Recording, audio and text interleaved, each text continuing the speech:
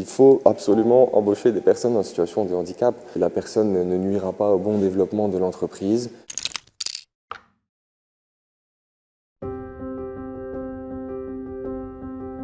Bonjour, je me présente, je m'appelle Camille Schmitt, j'ai 26 ans et je travaille chez Car Protect Center, une société de detailing automobile. Mon handicap, qui ne se voit pas au premier abord, donc j'ai eu un accident de la route, une voiture qui m'a coupé la priorité et j'ai donc eu le bras droit qui est paralysé. Donc j'ai eu les nerfs arrachés à la moelle épinière et en même temps aussi des dégâts à la jambe. Mon travail consiste en étant commercial, en accompagnant les clients, en accompagnant aussi la direction de la société dans les développements, dans les recrutements, tout ce qui est lié vraiment à ce poste-là. Les challenges que je rencontre au quotidien par rapport à mon handicap, étant donné que c'est un handicap physique, c'est des choses qui pourraient paraître lambda pour tout le monde.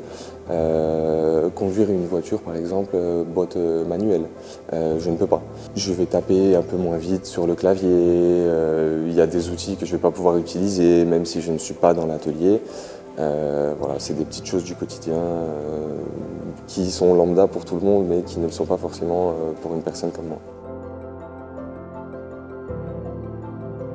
Alors, dans le cadre de la problématique handicap et travail, mon souhait pour l'avenir serait de développer ça au maximum dans le sens où c'est important qu'il y ait des personnes handicapées qui aient une vie active, qui puissent tout simplement pas oublier, mais et rentrer dans la vie active, faire des choses toute la journée, travailler pour qu'ils puissent peut-être penser à autre chose, se sentir utile.